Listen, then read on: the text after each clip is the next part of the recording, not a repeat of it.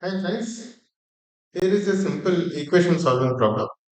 We have x plus y times x square minus y square equals 9 and x minus y times x square plus y square equals 5. See, there is some similarity x plus y, x minus y, x square minus y square, x square plus y square.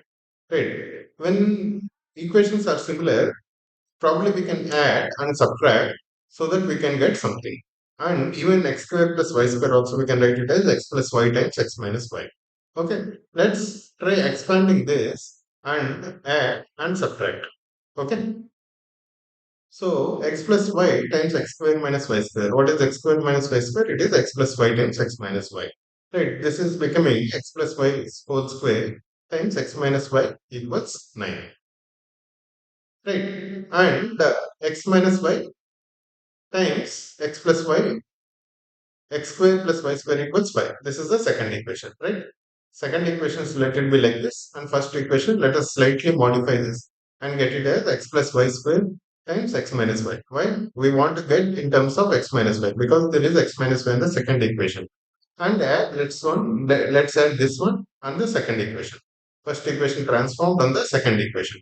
When we add, we can take this x minus y common because it is there in both equations. X minus y times this x plus y whole square plus x square plus y square. This becomes 9 plus y 14. Right? When we add this, this is what we are getting. This becomes x minus y times x square plus y square plus 2xy. We are just expanding this plus x square plus y square. Now here there are two x squares, two y squares, and one 2x. So it becomes 2x square plus 2y square plus 2xy. That 2 we can take common and take it this side. So 14 by 2 will become 7. We will be left with x minus y times x square plus y square plus xy equals 7. Right. This is what we are getting by adding equation 1 and 2. Equation 1 and 2 are the given equations, slightly transformed version of first equation. And second equation, if we add, that's what we have got. This is what we have got. Now let's just subtract again. Subtract this one. We have formed this equation, right? Again, x minus y is common. X minus y is common from both places. X plus y whole square minus x square plus y square. This is what we get in subtraction, right? X minus y times x square plus y square to xy minus x square minus y square. This x square y square will cancel. So x minus y times 2xy equals this 9 minus 5, 4. Right. So x minus y times xy is actually 2. Right. X minus y times xy is actually 2. So we got two simplified equations. One is this and another is this. By addition, we have got this, and by subtraction, we have got this. If you see, there is x minus y times xy here. Right. Here also there is some x minus y and xy. Probably if we just expand, we can use this 2 to replace x minus y times xy. Right. There is an option. Let's see how do we use that. Right.